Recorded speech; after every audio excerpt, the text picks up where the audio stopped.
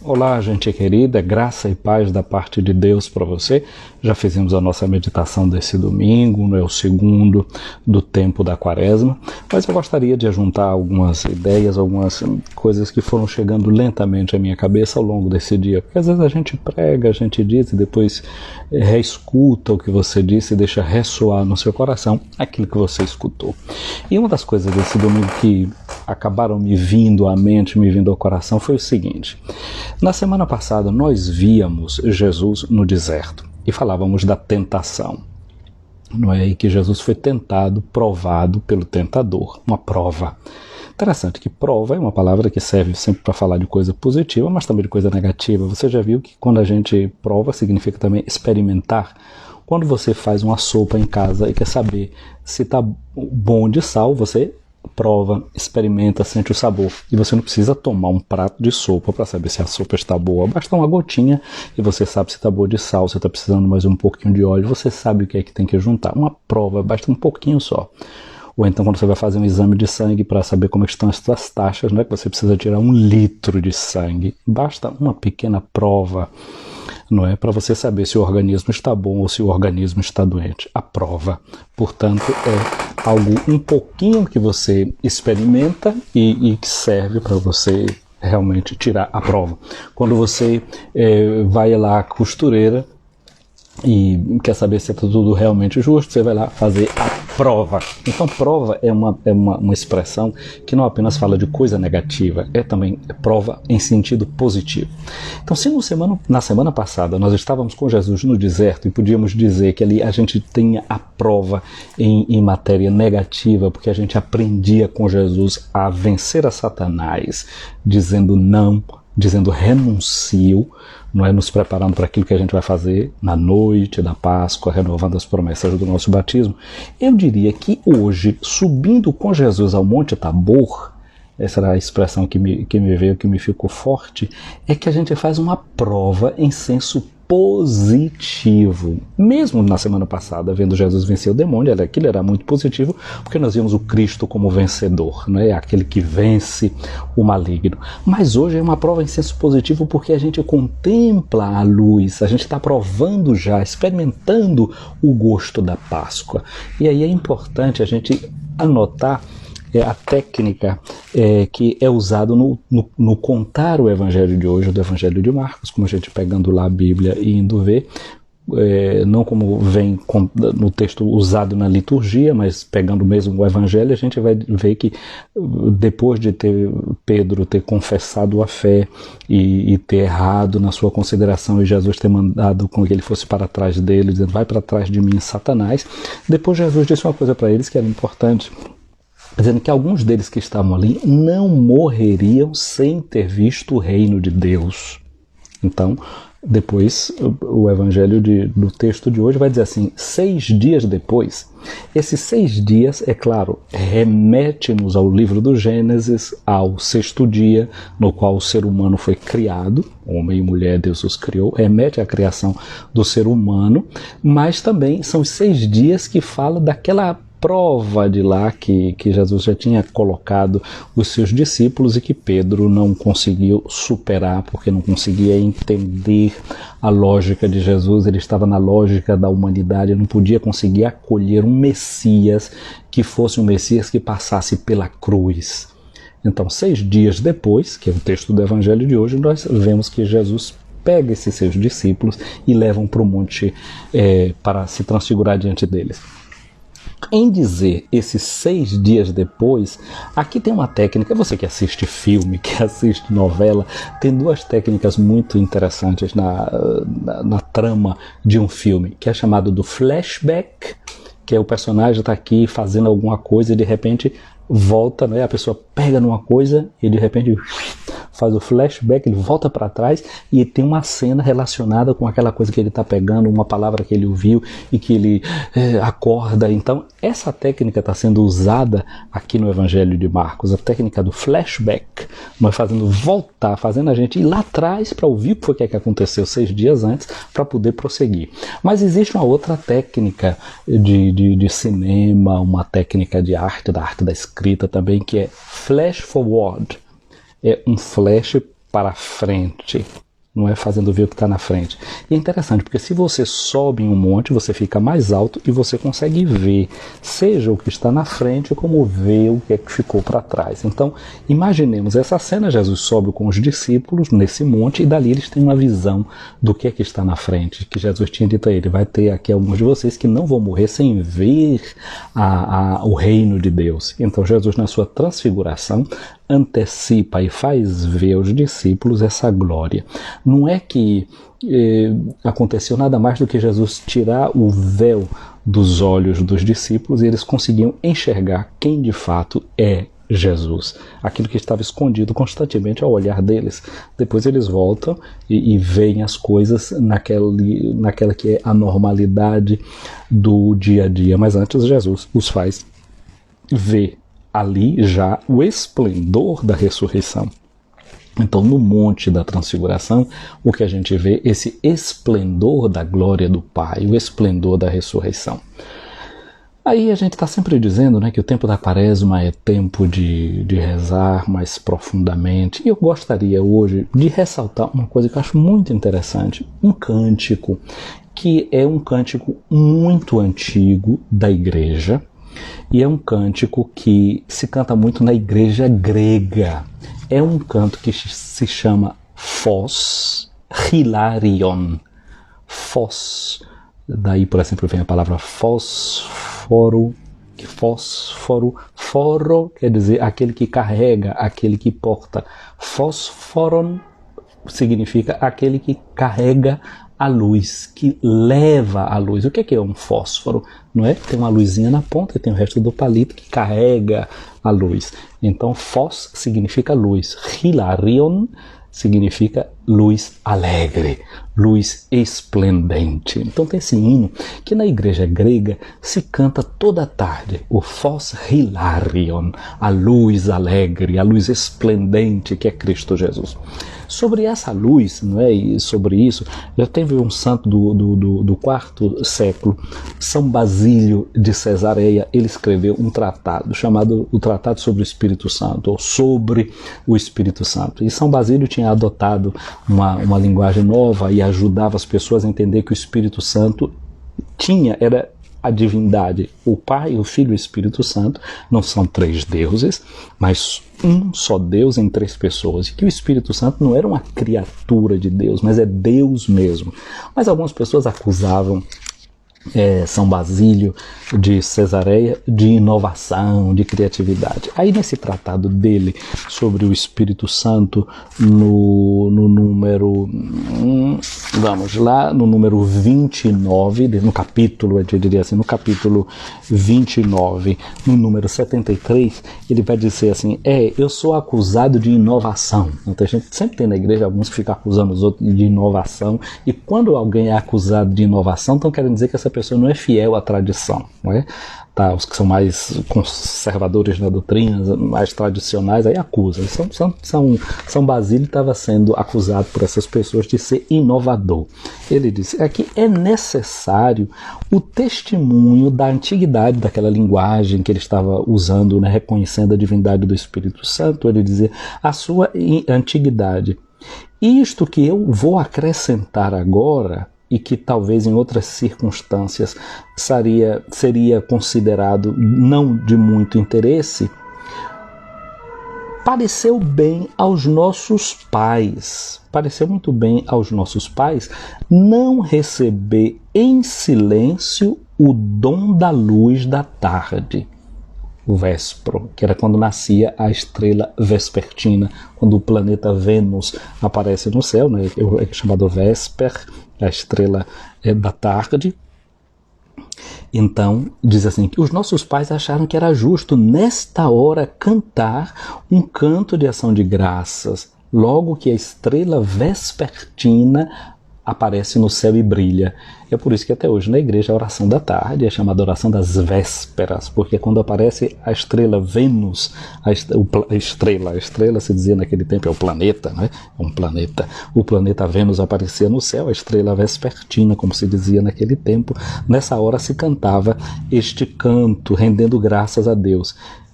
Que seja o Pai quem é o autor, o pai destas palavras de ação de graças? Para o lucernário, porque se acendiam as velas, as luzes nessa hora em que o dia vai declinando, o Vênus brilha no céu e a gente precisa acender as luzes dentro de casa. Não se sabe quem foi que o autor dessas palavras, mas se pronuncia aquela antiga fórmula e que ninguém mas ficou calado diante daquilo que o canto diz.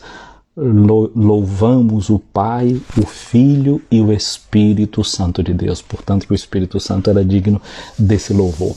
Portanto, eu volto aqui para dizer isso, né? Como o fato de ver o esplendor daquela estrela que aparecia, ela começou a ser interpretada como um sinal do próprio Cristo que brilha. E aí aqui tem uma coisa interessante, porque nós que recebemos a luz de todo dia, entramos na noite recordando a luz que nos iluminou durante todo o dia. Isso é muito importante para a caminhada de fé, porque há momentos na vida em que nós podemos entrar numa chamada noite escura. Os santos da igreja tanto falam, né, de noite escura da alma. Então, no momento que a gente pode entrar na noite escura, numa hora de dificuldade, é importante a gente não esquecer das coisas boas. Olha por que eu estou falando sempre daquele seu caderninho das orações, né? Onde você vai anotando, conservando a memória. Por quê? Porque se em algum momento a gente entra nas trevas, mergulha nas trevas, a gente tem a memória de que entrou na luz, de que já fez a experiência da luz. É muito importante conservar a memória da luz para aqueles momentos que a gente entra nas trevas. Isso foi tão importante para Pedro, para Tiago e para João. Marcou-os profundamente. João vai ser o último dos apóstolos, não é? Os outros todos morreram antes dele, ele é o único que permanece, é o último que vai morrer, mas ele morre também, mesmo sabendo que os outros já se foram, com aquela iluminação no coração dele, não é? Tiago passou pela hora difícil de dar a vida, Pedro, e todos eles foram com a tranquilidade necessária naquela hora de dor, com aquela certeza, porque um dia eles viram aquela luz, eles contemplaram aquela luz, e aquilo foi suficiente para dar força. Então é muito importante, na hora da dificuldade, a gente ter essa certeza de que já viu a luz antes, e de saber que enquanto a noite vai passando, que no outro dia a luz vai brilhar outra vez. Então é por isso que os cristãos, entrando na noite, cantam as vésperas, cantam o canto de louvor. Então é muito interessante também que a gente pudesse encontrar tempo para entrar na noite, não de qualquer forma, mas em sintonia com a noite que desce, com as trevas que visitam a terra, e é que a gente sabe que a luz vai brilhar no dia seguinte e a gente foi iluminado durante toda aquela noite.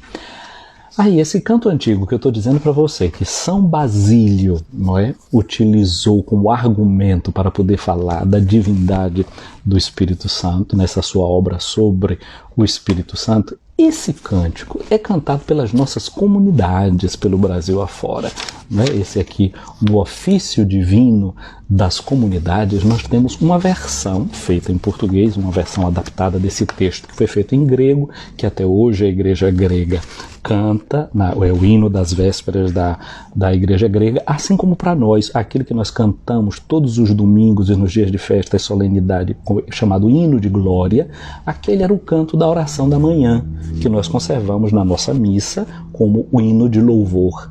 E na igreja grega, esse canto das vésperas, o hino de vésperas, não é? O Phos Hilarion, a luz bendita, a luz radiante, a luz da alegria, Phos Hilarion. Então, aqui no inário, no ofício divino das comunidades, as nossas comunidades do Brasil cantam essa preciosidade de um canto da tradição da igreja, usado como argumento por São Basílio de Cesareia, para afrontar a dificuldade daqueles que diziam que ele estava sendo muito inovador, não é, vendo a divindade do Divino Espírito Santo. Portanto, eu queria partilhar, não é, isso com vocês, que faz parte das coisas que são os meus estudos, a minha pesquisa, a minha formação é nessa linha. Então, nesse domingo eu queria partilhar isso com você. Depois eu vou ver se eu encontro aqui o texto do Phos Hilarion e vou colocar embaixo aqui do vídeo e no YouTube também lá no nosso canal. Vou colocar nas descrições, achando aqui o texto do Foss Hilarion, coloca lá. Quem sabe você transcreve, não é? Pega esse texto, joga aí de alguma forma e transforma num PDF, num documento que você usa também para fazer a sua oração de ingresso em cada noite. Cada noite você toma esse canto. Na melodia que nós temos, é uma melodia adaptada, pegando uma melodia conhecida que a gente tem, quase que com o qual a gente canta também para o Tantum Ergo, para o Tão Sublime Sacramento, uma melodia assim parecida com essa. Na versão que é adaptada desse canto do terceiro século, nós temos assim: luz radiante, luz de alegria, luz da glória, Cristo Jesus, luz da glória, Cristo Jesus, és do Pai imortal e feliz, o clarão que em tudo reluz.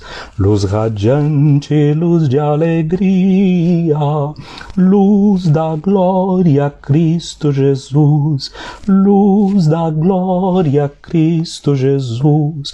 Quando o sol vai chegando ao ocaso, avistamos da noite a luz. Luz radiante, luz de alegria, luz da glória, Cristo Jesus, luz da glória, Cristo Jesus. Nós cantamos o Pai e o Filho e o Divino que nos conduz. Luz radiante, luz de alegria, luz da glória, Cristo Jesus, luz da glória, Cristo Jesus. Tu mereces o canto mais puro, ó Senhor da vida que és luz. Luz radiante, luz de alegria, luz da glória, Cristo Jesus, luz da glória, Cristo Jesus. Tua glória, ó Filho de Deus, o universo todo seduz. Luz radiante, luz de alegria, luz da glória, Cristo Jesus, luz da glória, Cristo Jesus. Cante o céu, cante a terra e os mares, a vitória, a glória da cruz. Luz radiante, luz de alegria, luz da glória, Cristo Jesus, luz da glória, Cristo Jesus.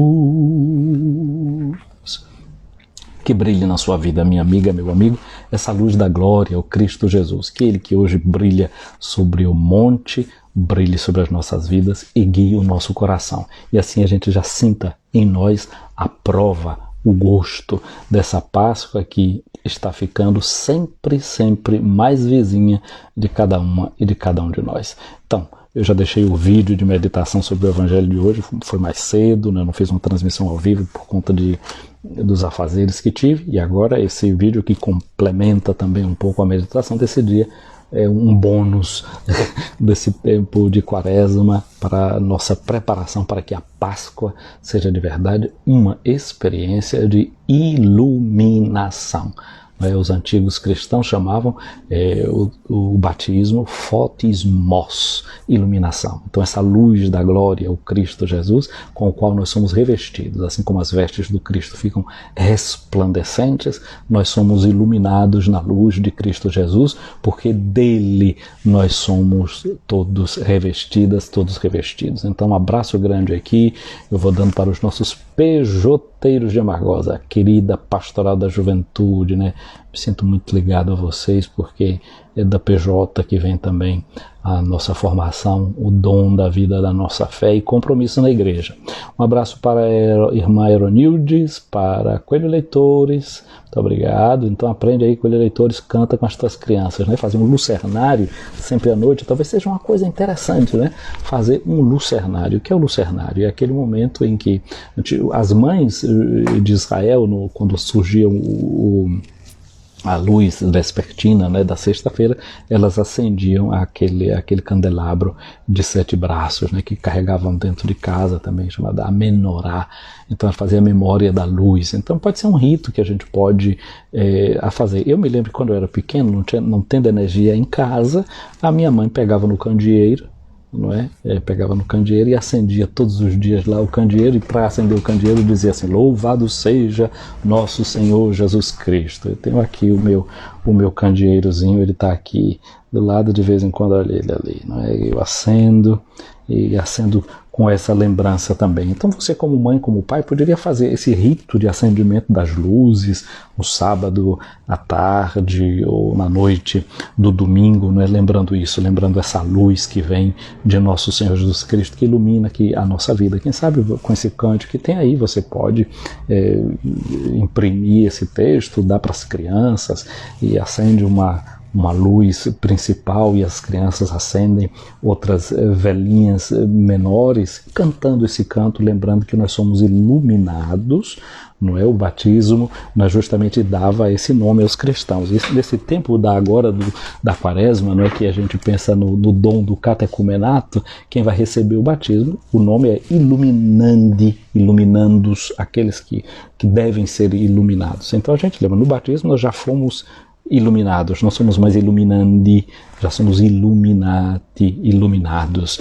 Então somos iluminados, somos ao mesmo tempo iluminadores, porque Jesus diz, não é? Vocês são sal da terra, vocês são luz do mundo. Então os ritos podem ajudar muito nesse tipo de celebração. Então às vezes quem tem a luz elétrica, chega lá, toca no botão, é igual. A minha mãe não, precisa pegar o pauzinho de fósforo, tocar ali e acender o pavio. Isso dava um rito, uma projeção, um ritmo também de chegada da noite. É interessante, porque quando a mãe acendia o candeeiro lá em casa, né, então ela dizia: louvado seja nosso Senhor Jesus Cristo. E a gente que estava por perto dizia: para sempre seja louvado, e a nossa mãe Maria Santíssima, bença meu Pai do céu, bença minha mãe do céu, bença a mainha, tem o Pai junto, as pessoas bença painho e bença aos adultos que tivessem.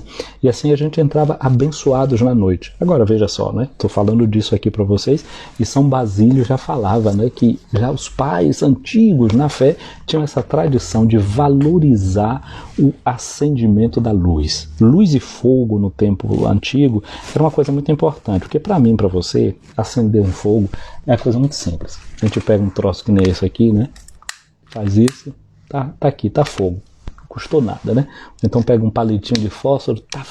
Mas os antigos não, para fazer fogo dava trabalho, tinha que entrar em atrição de madeira, né?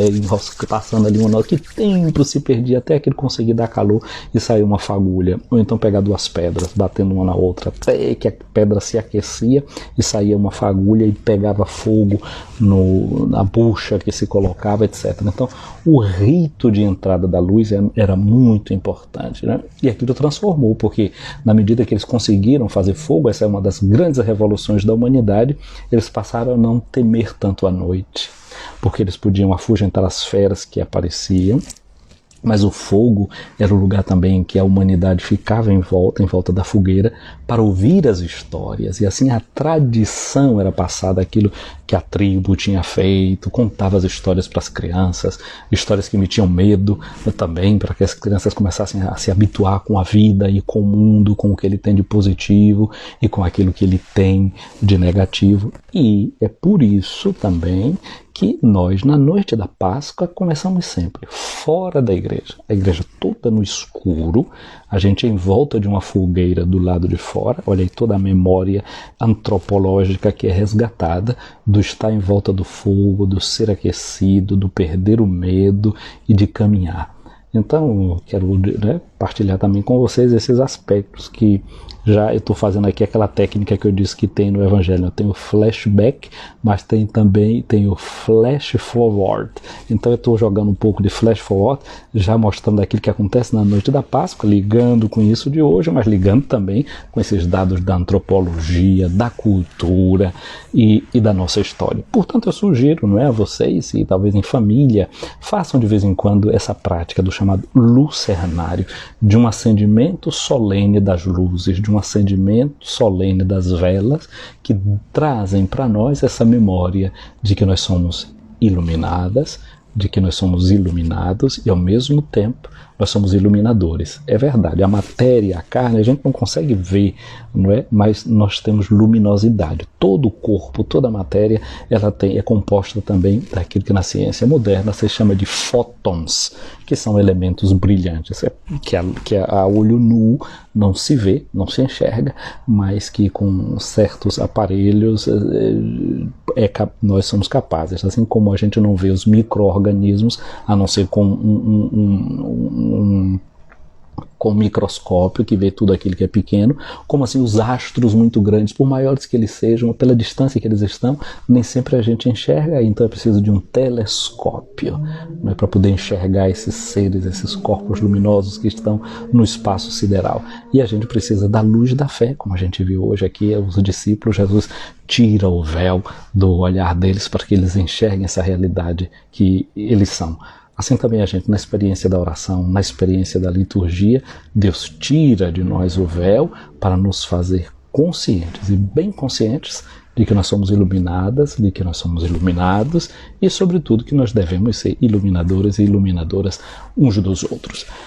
Pois bem, vamos encerrando por aqui essa nossa conversa. Eu agradeço aqui a todos vocês, junto com o texto, sim, Coelho Leitor, junto com o texto pode ser uma boa ideia para vocês fazerem esse lucernário aí com vocês em casa. Quem não pegou a conversa desde o início, que está chegando agora, eu vou salvar aqui no meu IGTV e vocês acompanhem sobre o que foi que eu falei aqui agora sobre essa questão desse domingo. Um dia muito orante para todos vocês, um dia recolhido, um dia que a gente sobe a esse monte para ter uma perspectiva da semana que seja ela toda iluminada com a graça de Deus. Um beijo grande no coração de cada um de vocês. Venha sobre nós a bênção de Deus Todo-Poderoso, o Pai, o Filho e o Espírito Santo. Amém.